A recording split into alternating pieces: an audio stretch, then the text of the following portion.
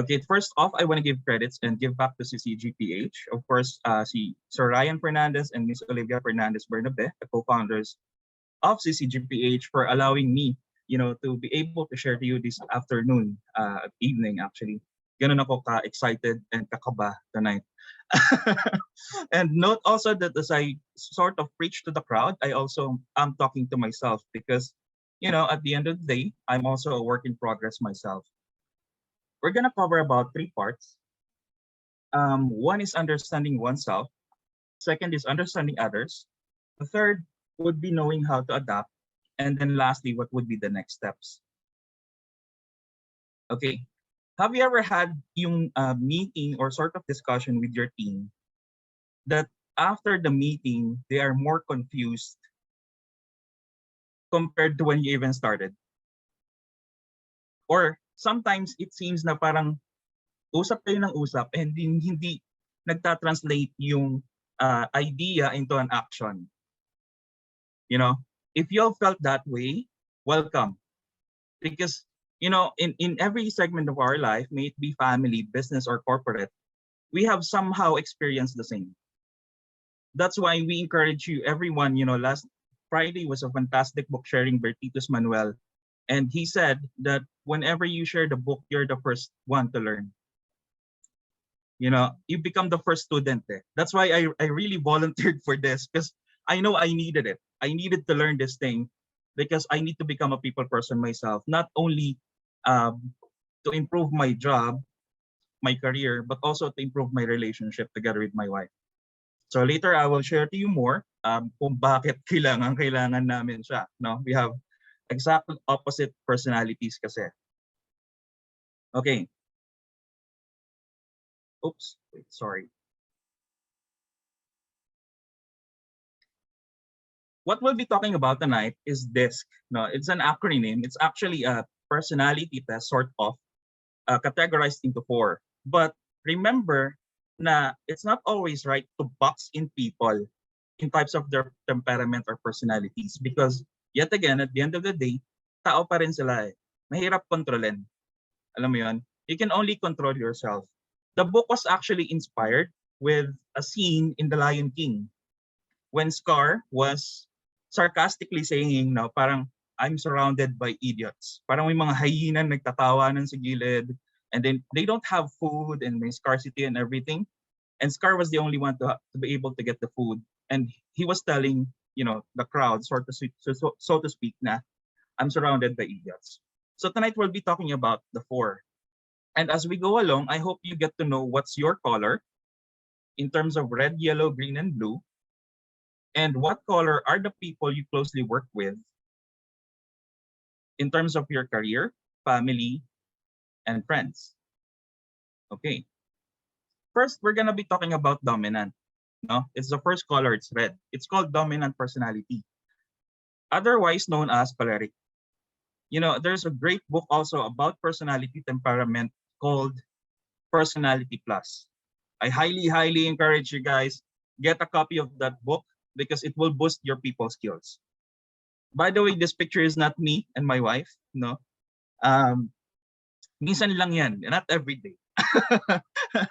No, but how do you actually get from there to here? Sometimes you're leading people and parang nafe-feel mo na they become more intimidated as you talk. Or sometimes ikaw nafe-feel mo na I get too intimidated when this person talks to me. Baka somehow if you're giving the intimidation, probably if you're on the receiving end, like this person right here, you've probably dealt with a red. Na-encounter mo na siya yung dominant personality. Or if tingin mo na pagka nagsasalita ako, parang natatakot sila. Parang na-intimidate sila. And then we're not getting into the place that we should be getting, which is, progressively and happily getting the same result. So probably if you're like that, you're a red. So tonight, we'll be talking about ano ba yung characteristics ng red. Some people tell them they are loose cannons. Alam mo yung parang pag may gera, pag pinadala ko tong tao na to, maayos yan kahit anong gusto. Or sometimes, padala mo na lang si ganito, siya na bahala dyan. Those are red type personalities. but they are not loose cannons. Actually, they have strong will and they have ambition, and they have the readiness to speak their mind. In terms of innate trait, they are self-confident, they are decisive and naturally risk takers. Kita mo kaagad kasi when a person who's a red temperament goes into the room, noticeable siya eh. Parang you sort of talk to her or designate the guy as the alpha. This is the leader. Kaya mong i-distinguish yun from the rest of society eh. No? And ano ba yung tendencies niya? Sometimes they have the tendency to become dominant. They have to take charge in any situation and they make tough decisions even if it's unpopular. But alam mo yun, hindi rin siya perfect. Why? Because every personality or temperament has weaknesses. What is the weakness of a red person, a dominant person? Number one, lack of concern for others. Parang alam mo yun, puro na lang tayo output, di man lang tayo nag-happy together, something like that. If you're at work. Second, they tend to become impatient. Alam mo yung pag binigay yung task, and then afternoon or the next day, may follow-up na kagad yun. O, ano na nangyayari? Okay? Third or last, it's moving forward without considering outcomes. But don't get me wrong, no? This might be weaknesses, but in my experience, I have actually met several reds in my life. Three of them, in my boss and my corporate job, 3 of my top bosses are supreme cholerics. They are reds. I work for a company, the largest conglomerate in the Philippines, and my boss is top boss namin, no? Is Tessie Coson. Super red siya, super choleric person eh. But you know what? She expanded BDO. Have you seen yung growth ng BDO from before to ngayon na every place in the Philippines you have the BDO? That's a result of a choleric person, a red person. No? And then good thing is that my mentor in business and a reference in life, Miss Olivia Fernandez Bernabe, is also a red person. They are very good people to point you in a direction where you want to go. That's their strength. You know, when you're working with reds, they have the innate ability to align your purpose and activity to generate you the results that you want. Also, in doing so, kapag ka nag-work kayo with red, never, for example, you're working with the red and you want to sort of convince him or her of the most logical action to do. I tell you one thing, never hesitate. Naaamoy ng reds yun eh. Yung mga dominant people personality, when you talk to them and you hesitated, alam nilang i-pinpoint kagad, dun sila magdedwell in ng questions. So if you're leading a team of reds, make sure you become confident and point to point. Okay lang na sabihin mo yan direct because they really appreciate it. They're not the people who goes around beating around the bush para lang i-throw out mo yung statement mo out there. They actually would prefer sabihin mo na yan diretso. You know, anyone here who knows a red? Or maybe you are reds yourself? Di ba? Who are the most, or some of the people who have red personalities? Barack Obama is one. You know, Steve Jobs is one. Okay? And the lady, the last, is the first actually Prime Minister of Britain. They have, generated success after success and output after output. Being people who have decided but not having the popular opinion. Okay? Okay, next. What we have the next is our influential people. You know, these are what you call sanguines. No? Their strength actually works with, who are anime fans here? This is Anya. Familiar ba? Mga co-Gen-Cs ko dyan? Mga kaidaran ko? No? Elegant. Very elegant. Problem is that with sanguine people, sometimes when you meet, you set too much high expectations. And all of a sudden, you find them, what? Rattled. And at the end, doing nothing. Have you ever found yourself like that? Gagawin ko to. You know, this weekend, maglilinis ako ng bahay, maglalabas ako ng dog, magpapagroom ako, magbe-vet ako, ganito, ganyan, etc. And at the end of it, the weekend, walang nangyari. Okay? Pero masaya ka. That's the thing with Reds. I've worked with many Reds in my life, and I highly, highly appreciate them for what they are. Characteristics of a Red are charming and sociable. Have you ever had or talked with someone na day one pa lang, akala mo mag-best friend na kayo for life? Those are actually yellow people. Alam mo yan, they're easy to get with. They are natural storytellers. They have expressive body language. Alam mo pag masaya sila eh. And alam mo rin pag malungkot sila. The face will tell you everything. Alam mo pag disappointed sila, confused sila, or masaya sila sa pinag-uusapan nyo. Those are yellow people. They have the innate traits of being entertaining. They have the gift of persuasiveness, and then involvement with people. I wish I could have been a yellow.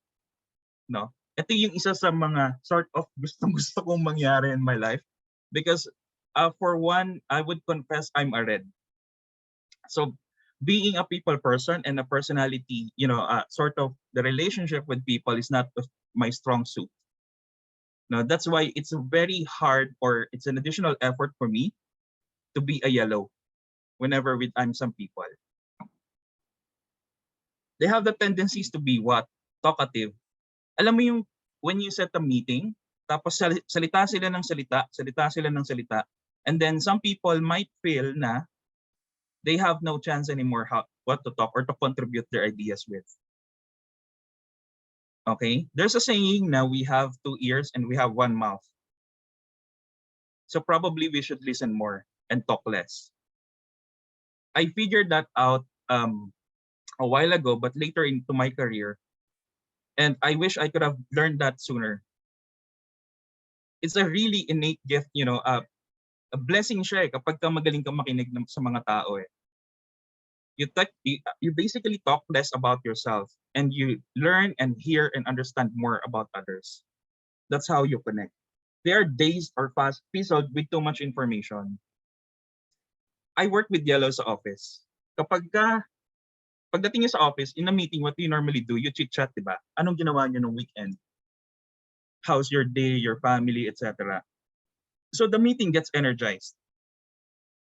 Okay, whenever I'm talking with the yellow person. Kaya lang, pag dumating na kami sa details, so ito na yung forecast, ito na yung matrix, ito na yung data, ito na yung pivot, that yellow person suddenly goes quiet. Tapos, parang hindi na siya interested. Tapos after the meeting, we would talk about, gagawin mo to, gagawin mo yan, gagawin mo yan. You need to provide this matrix, this report, etc. Okay? Parang hindi siya ganun ka-excited as much as talking with, kamusta weekend? Anong bagong trending sa Facebook? 'Di ba? Anong bagong chismis? 'Di ba? And I remember one of my colleague when I was asking for an update regarding a report, ang binalik niya sa akin, sabi niya, tinatanong ko kasi parang kamusta to ka-work? Let's say si person A, kamusta siya? How is he when it comes to work? Ang sabi niya sa akin, okay naman siya as a person. Sometimes that's not the sort of reply that you would expect. But sanguine people actually appreciates others for what they are, which is a really, really good gift. Weaknesses are social rejection. Ayaw na ayaw nilang hindi fit sa society yung ginagawa nila. Kailangan they go along with the trend. Kapag may bago, nandun sila eh. 'Di ba? Impulsiveness. I often encounter yellow people to overcommit. Wala pa, parang 3 words pa lang and then they goes excited. Sige na, kaya ko yan, ako yan. And then at the end of it, parang, 'di ba ikaw? You get to have experience ba like that? Na parang ang saya niya kausap, kaya lang parang masaya lang kami magkausap. Parang ganon. And then it goes to nothing, no? But really working with yellows, what you need to do is, one, it will cure this everything, notebook. You encourage a yellow person to have a notebook and list down specifically the tasks that are needed to be done and the key points of discussion. And third, you provide them an action plan. Late ko na rin na-realize to, you're working with the yellow. Minsan nag-uusap kami, ganda ng meeting namin, ganda ng usapan namin, but after a week or 2, walang nangyari. Then I suddenly realized wala pala kaming action plan. So that's what the book actually suggests. You know, when you work with the yellow, number one, always get some notes.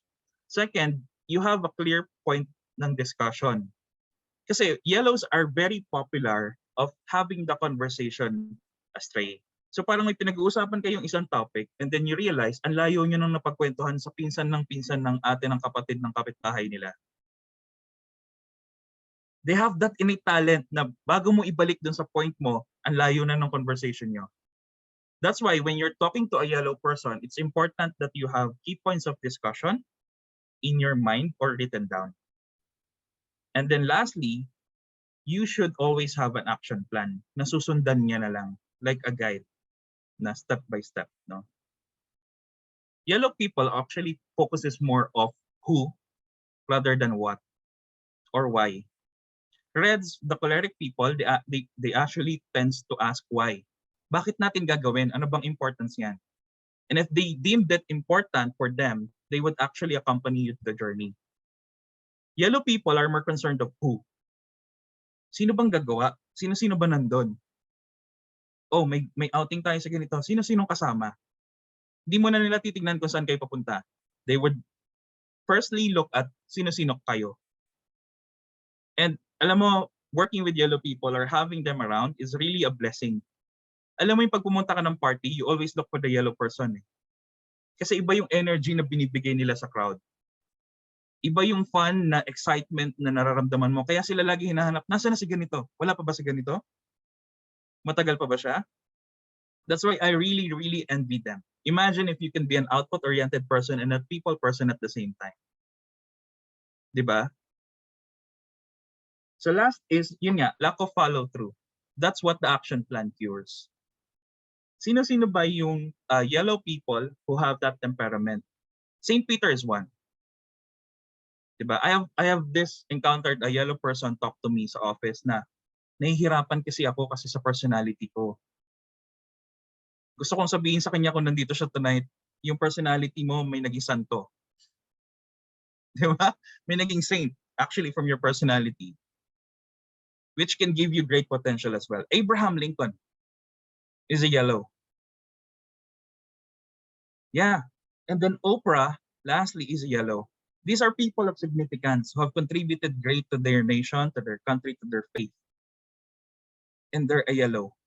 Results can be acquired and can be achieved, you know, regardless of your temperament. You just have to maximize and boost your potential for that. The third one actually are the steadiness. These are the phlegmatic. You would love them. You know what? The trivia in the book, that 60% of the world are actually phlegmatics. And that's a blessing. Imagine if all of us are red. Alam mo yun? Baka lagi may road rage. Nagkatabi lang kayo ng konti, nagkabusinahan kayo, nag-away na kayo doon. Diba? Or imagine if all of us are yellow. Masaya lang tayo lahat, every day. Nagkukulitan lang tayo, nagkukwentuhan lang tayo. Greens are actually the best people to have your team working with. They have that highest exemplary teamwork etiquette. Kasi sa characteristic nila, they are calm and patient. They are loyal. They are opposite of yellow in terms of being a good listener. Kahit anong pag-usapan nyo, kahit anong topic, they are very open to absorb information and they would value that information. And to me personally, I have led by greens. Okay? I realized when I was reading the book that most of my key experiences in life have led by greens. And it has given me blessing that I did not appreciate not only upon reading the book. Number one, my wife is green. Okay? My direct leader in the company is green. My mentor in a business, a coach, the leadership search and development is green, who is Ryan Fernandez. Diba? Imagine if I have not read the book, parang, okay, I would not have realized that these people have led me to what I have become or have gradually assisted me to the decisions I make. And whenever I get lost or astray na parang nawawala ako sa direction, you know what? I talk to a red person. Point me there. Di ba? Lagay mo ako sa kanyon, ibala mo ako doon. Because you have to subject yourself deliberately to other colors and temperament so that you can also know your capacity to work with them. Okay? Ano yung innate traits nila? Number one, they aim for stability. Kaya minsan, it's a gift and actually sometimes a challenge for green people. Kasi minsan, gustong-gusto nila super stable sila eh. Na dapat hindi ka mag-i-introduce ng change. So kailangan stable lang. Kailangan, alam mo yun, gradual lang tayo. Hindi pwedeng bigla. If there's an emergency, you know, and let's say for example, there's a very, very urgent project that you would have. Yung mga out of the box, yung mga out of scope, na biglang isinisingit sa inyo weekly. Tapos sinasabi ng boss mo, urgent yan, urgent yan. The green people would become irritated by it. The red person would say, okay na yan, bigay mo sa akin, tapusin ko yan in 2 days. The yellow person was like, oh, kanina nang galing yung request. Okay? We're learning 3 colors, but there's 4. Later, I will show you the last. Third is that they have that tendency to overwillingly give. Bigay sila ng bigay eh. And you know, that becomes a discussion with between me and my wife, na parang ako, super mo nang ibinibigay yung time and effort mo with some people that you know. And sometimes you have to give back to yourself, I tell her. Kasi mahirap pang bigay kapag doon ka na sa point na parang ikaw mismo wala ka na. So it should be a balance. They put their needs last. My wife, you know, bago siya kumain, tatanungin niya ako kung kumain na ako. She would ask for my needs on shopping before she puts into her needs.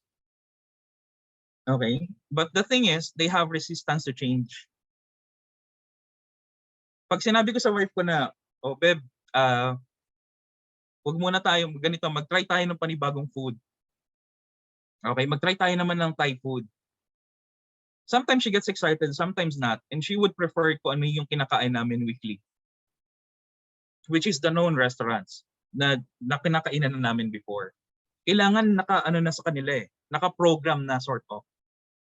Day to day, week by week, month by month. And then lastly, their weakness is the unknown.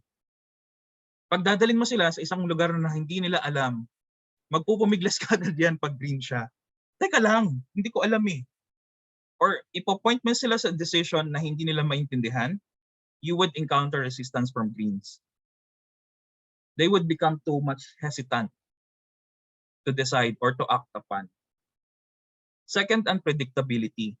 Kailangan i-layout mo sa kanila simula 1 to 10. If you're working with the green. Hindi mo pwedeng, kasi for reds, ganito siya. You sort of look at the end result for red. Sabihin mo sa kanya, oh, pupunta tayo doon, point A to point Z. Papakita mo kay red yung point Z. If he or she makes the decision, you would go there. Kapag sa green, isa-isahin mo eh. Point A, ito yung sa point B. Little steps lang yan ha. Point C, point D, point E. Maliit na steps lang siya. Madali lang siyang gawin. Kasi they would look at activities as big leaps na parang nakakatakot or malaking action from them, which is they hate kasi nga, it's not stability. So what happens is that they rather not, move at all. Kailangan bigyan mo sila ng time, how to process things, and then how they would act on it. Kailangan nila ng ganun eh. Kailangan mag-process muna sila, let's say, for inner peace ng mga 5 to 10 minutes. And you should also acknowledge that. Sometimes kasi we are too hasty on people. Na parang minamadali natin sila and then you call them, parang wala naman kabuhay-buhay ito kausap or something like that. It might be that they are processing. So you let them. Okay? Okay pa tayo? These are the best samples of green people. Mother Teresa. She would prioritize the needs of others before herself. Denzel Washington. Alam mo yung action guy to eh. Sa mga action movies eh. Pero you know what? In real life, you would hear from different Hollywood stars of Denzel actually putting out lines out there who would calm people down. In spite of everything na nangyayaring turmoil sa industry nila, kalmado siya eh.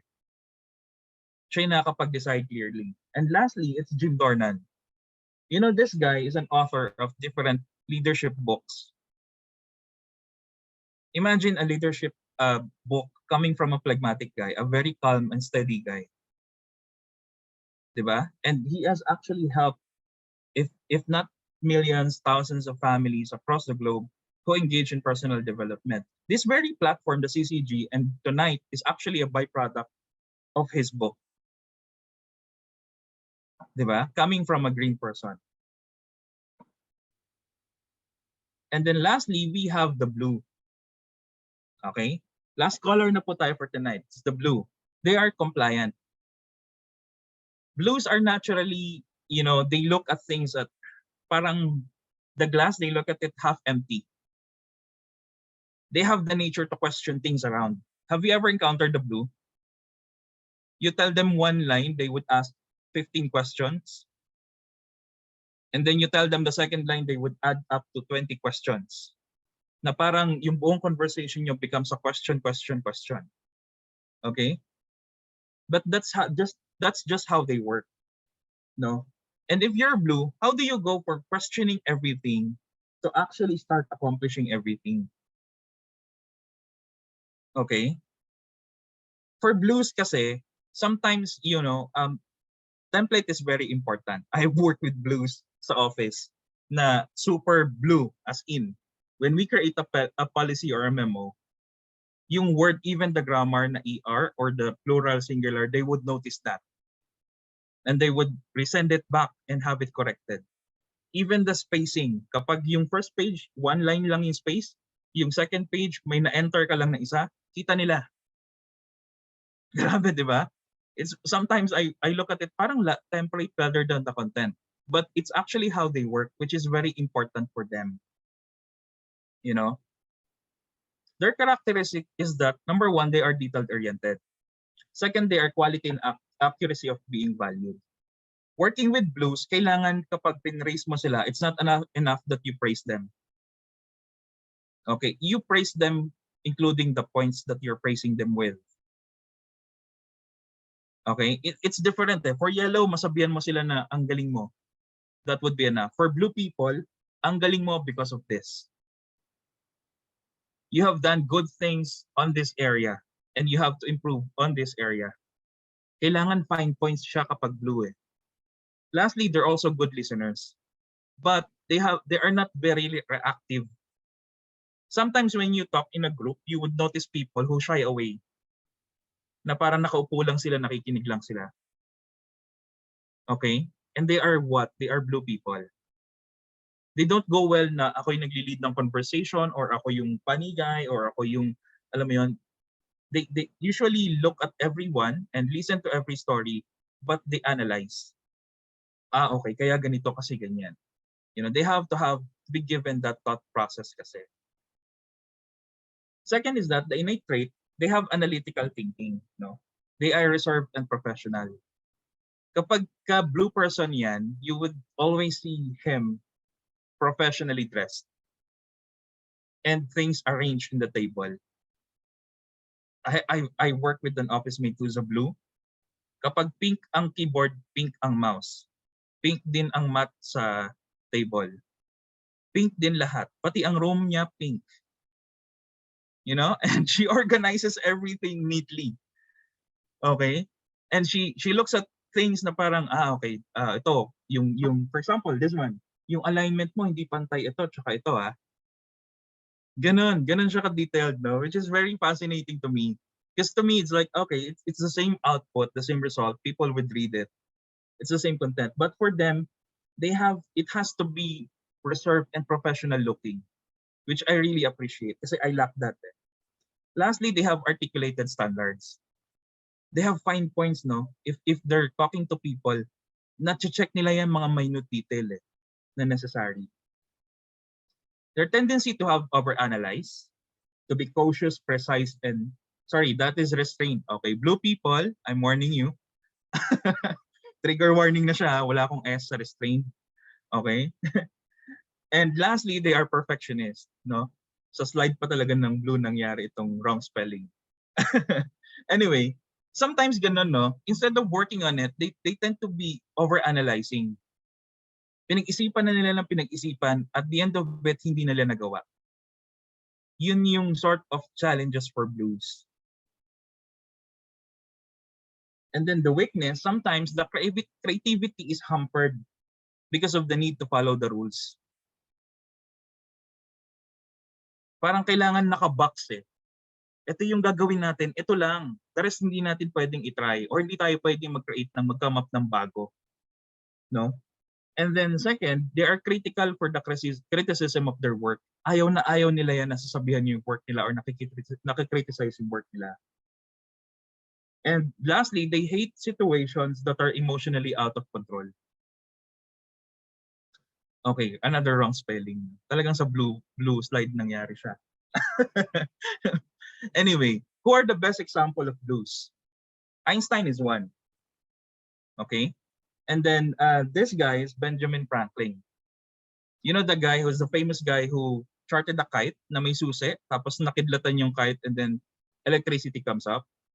I tell you, hindi may isip ng yellow person yon. Mukhang masarap magpalipad ng saranggola ngayon na may susi tapos papakidlatan natin. Just for fun. Di ba? Just for fun lang to.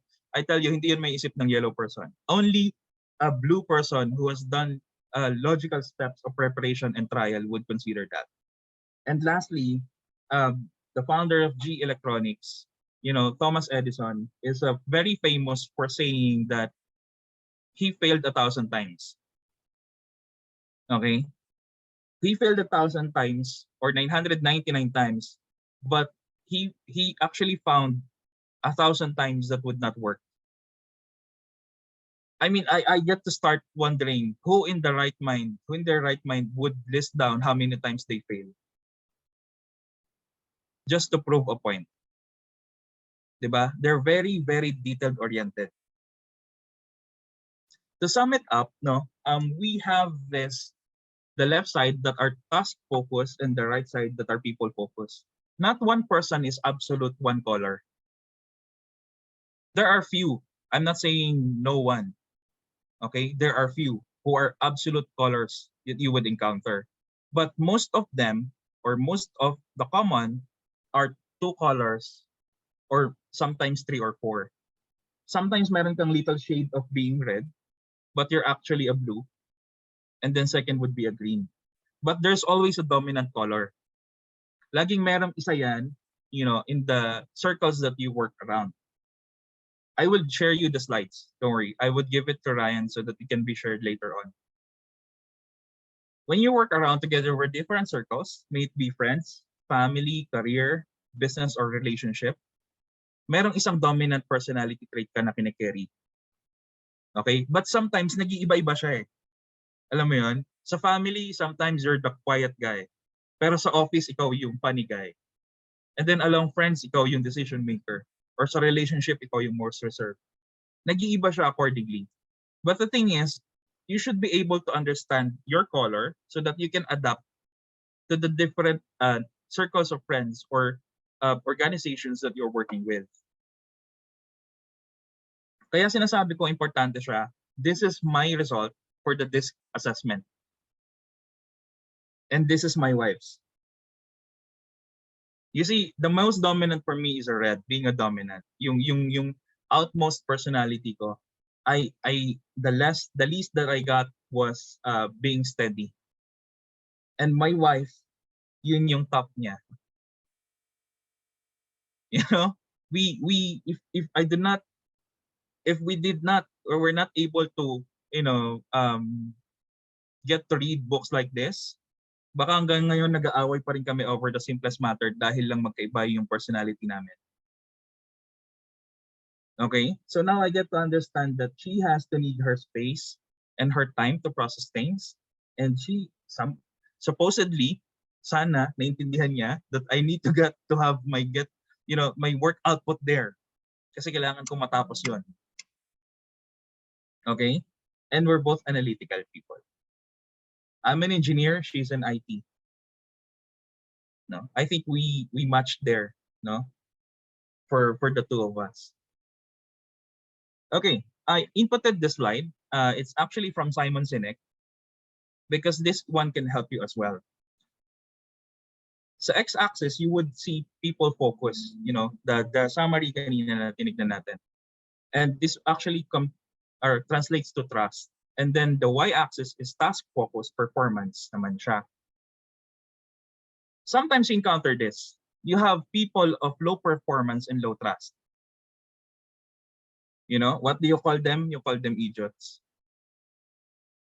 Diba? In your circle, you actually work with them na parang ang hirap pagkatiwalaan ng person na to. Ang hirap niya kausap, and guess what? In terms of results and output, hindi rin siya yung taong aasahan ko. I wouldn't give this guy or this person my effort. And sometimes you think of them na parang I'm surrounded by these people na madami. I'm surrounded by idiot. You know what? You can only control yourself. That's the key for tonight. You cannot ever control other people. You can only control yourself. That's why you can adapt. No? You can adapt. Sometimes ito ka rin sa ibang perspective eh. Sometimes other people see you as low performance and low trust. Okay? Then you have low performance but high trust. You have them na parang okay lang. Yan yung sinasabi kanina na okay siya as a person. Alam mo yun? You get to be with them pa rin, but they're not the people you normally go to kapag work na yung usapan. If it's fun, they're there. And then you have high performance and low trust. No, these are very easy to notice, lalo na sa environment. You just ask around. Sino yung masungit, but gets things done. Sino yung ayaw ng lahat, pero kailangan nandun siya. Alam mo yun? I cannot say the direct word na ginamit ni Simon Sinek, no? But it's basically that. And then you get to have high performance and high trust people. These actually are the balance of the three. And you want to move people who you see now surrounding you as idiot to become people that you trust highly and you would dedicate tasks to because you know that they can complete it. But you can adapt in terms of how you work with them. Kasi baka hindi lang natin alam paano i-open yung door to communicate to their personality. No? And then, lastly, you have the middle performers and then high trust. You actually see this sometimes, no? For example, you look at a person na parang high performer siya, tapos high trust siya na tao. Pero parang hirap i-achieve yung stature na yon. Okay? You actually get to see medium performer and high trust, no? Hanapin mo itong mga to. Kasi bakit? Ito yung destination yun. This is where you want to go to become a high performer and high trust person. But you need to see medium performers and high trust people because they are your actual companions. Sila yung makakasama mo sa journey to become what you want to do. No? And we're almost done. I'm going to the next steps, which is the question. Paano ko ba matututunan mag-adapt? Which was my question also in the beginning. And I figured it was the wrong question to ask. Kasi nasa job mentality ako eh. I'm also already focusing sa actions. Ano bang mga dapat gawin or dapat sabihin? In learning, the secret key actually is environment. Kasi you became what you are today. You have that personality because of the environment that you grew up with. It influenced you subconsciously. That environment influenced your thinking, becoming your decision, and then action becomes a habit. And the result is what you are today. So if you want to sort of adapt or change or learn how to do, seek for an environment. Hanap ka ng mga environment that would actually produce you to become the person that you need to become or you lack of right now. I'll give you an example. Anybody familiar with Comedy Manila? I told you before, I'm a red person. I have red personality, no? So dominant. I'm not a people person. And I lack sense of humor. I am still a work in progress. Okay. That's why I subjected myself to this group. I joined in, because I need to learn. I have to deliberately uh, have myself to learn and force myself to have sense of humor and to connect to people. Kasi people connect with comedy eh, regardless of how stressful the life is. Okay? So we sort of got involved in this community. And me and my wife, we're not that active anymore. But, during the pandemic, each one of these people, or some of them, most of majority of them, we meet in Zoom. And then, we sort of nakikinig sa mga audios, etc. The same thing. And then, nag-align yung sense of humor namin from different background. So we get to appreciate comedy for what it is. Na hindi na-offend. Alam mo yun, I get to explore an additional area hindi ako familiar with. And they're the Comedy Manila. Okay. Lastly is that have an environment that you can grow with. Pick your influence. That's why I love CCG community very much. That's why I'm really thankful and appreciative to be given this because I can, or I will be able to give back. Our mentors, Olivia and Ryan Fernandez, they are the people that we are closely working with because we want them to influence us. We want ourselves to be forcefully influenced by them. Okay? That's why we always, pagka nandito sila sa Makati, o sige, punta kami dyan, pagkaya, alam mo yun, we listen to audios, particular with Network 21, because we know that we have so much more space of growth needed for us to become the person that we want to be. Okay, and that's why I'm very thankful to this community because it has inclusive siya eh. You look at this Zoom attendees. These are people of different background. Definitely different temperaments and personalities. But, in an event like this, people work as one. Regardless of temperament, regardless of idea, of faith, of beliefs, etc. People work as one. Imagine if you can achieve that. Diba? And you can learn that. Now we go back to the question, how do we adapt? Okay, I got this from an audio material. What I hear, I forget. What I see, I remember, But what I do, I learn. It was from Louis Carrillo. That's why I really emphasize to get an environment or a group that you can work with. Because it would not be enough to hear or to see. If you're really interested into doing this, you must do.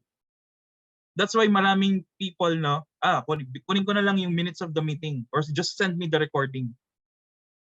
Okay? But after that, it's the same.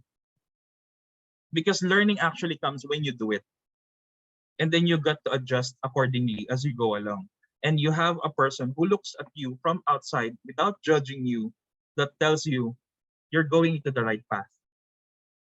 Or maybe you need to adjust something, which is a really, really good thing. Actually, that's the end of my slide for tonight. I have here some breakout room questions for you guys. I'm really thankful for Ryan Fernandez and Miss Olivia Fernandez Bernabe for the CCGPH and all of you, the community, for really inspiring us, Monica and I, to give more and be part of the program actively. Medyo matagal din since the last time what we did this. I'm really nervous and excited, but it's really fulfilling feeling para sa akin to be back here and do a sort of book talk with you tonight. And I hope I give justice to the book and you learn something. Thank you so much.